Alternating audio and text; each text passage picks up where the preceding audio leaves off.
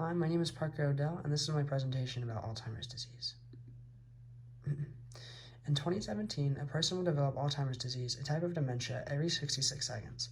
By 2050, however, that time is expected to halve to 33, according to the Alzheimer's Association. Alzheimer's is a very common form of dementia, so much so that 1 in 9 Americans are expected to develop Alzheimer's disease after the age of 65.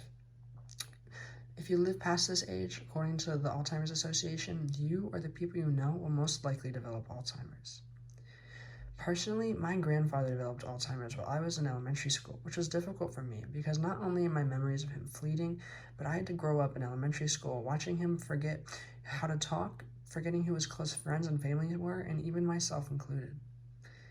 In this speech, I intend to inform you, my audience, about the causes, effects, and treatment for Alzheimer's disease, as well as important information about the disease and how it may affect you. But firstly, it is important to learn about Alzheimer's disease and its causes and where it came from. In 1906, Dr. Alois Alzheimer's, a psychiatrist and a German neurologist, described the case of a 51-year-old woman who had been admitted to the hospital for an array of symptoms, including problems with comprehension and memory, an inability to speak, disorientation, behavioral problems, hallucinations, all according to Gordon Press Publishers.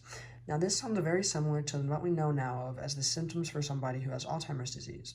According to the Mayo Clinic, this list of symptoms includes but is not limited to mental decline, difficulty thinking and understanding, delusion, disorientation, forgetfulness, difficulty concentrating, inability to create new memories, or an inability to recognize common things, aggression, difficulty with self-care, irritability, personality changes, restlessness, along with many more, also according to the MFMEI. Dr. Alzheimer's later examined the woman after she had passed, analyzing her brain tissue. What he found were clumps of sticky proteins that he found in between spaces of neurons, called beta amyloid plaques. Secondly, he found a knotted bundle of fibrils, or small fibers, located within the neurons, called neurofibrillary tangles, according to Gordon Press Publishers. These two findings are what we now know of as the main markers for someone who has Alzheimer's disease. Now that you know what Alzheimer's can do, what actually causes you to develop the symptoms that cause Alzheimer's, and how can you prevent it? Unfortunately, no one knows the real cause of Alzheimer's or what causes the plaques or fibers to be created. But what we do know is that there are ways to slow down and even prevent Alzheimer's. Okay, so according to Dr. Justice from the NCBI, stress is a main contributor to Alzheimer's. Justice says that dealing with copious amounts of stress can have a negative effect on your body and mind's ability to heal, which can help cause Alzheimer's. And according to Harvard Health Publishing, there are actually ways to improve your chances of not developing Alzheimer's. The article states that exercise and a healthy Mediterranean diet can not only prevent Alzheimer's, but also slow down development if you already have the disease. Other ways of preventing Alzheimer's include brain stimulation. This article suggests learning new things. The article admits that healthy lifestyle habits aren't a surefire way of preventing Alzheimer's, but they do say that these changes can prevent other diseases such as cancer, which can increase your risk of development. The end stage of Alzheimer's. Now I'd like to discuss the end stage of Alzheimer's and how to move forward in the future with Alzheimer's as a continuing problem in today's society. Near the end of patients who have Alzheimer's, they will stay in bed for the majority of their time left. Patients forget how to perform simple, necessary tasks such as bladder control, speech, even the ability to eat, as well as a substantial loss of memory and an inability to form all one.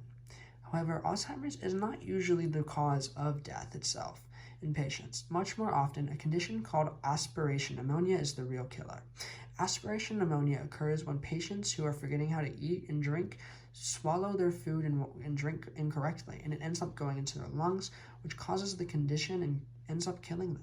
And this is according to Gordon Press Publishers.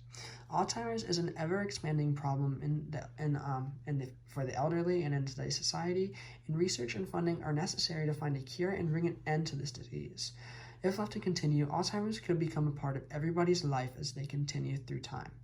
Now that we've discussed Alzheimer's, I hope you've learned of its importance. For my thesis review, Alzheimer's, discovered in the early 1900s, is a degenerative cognitive disease that causes you to lose your memory and ability to function.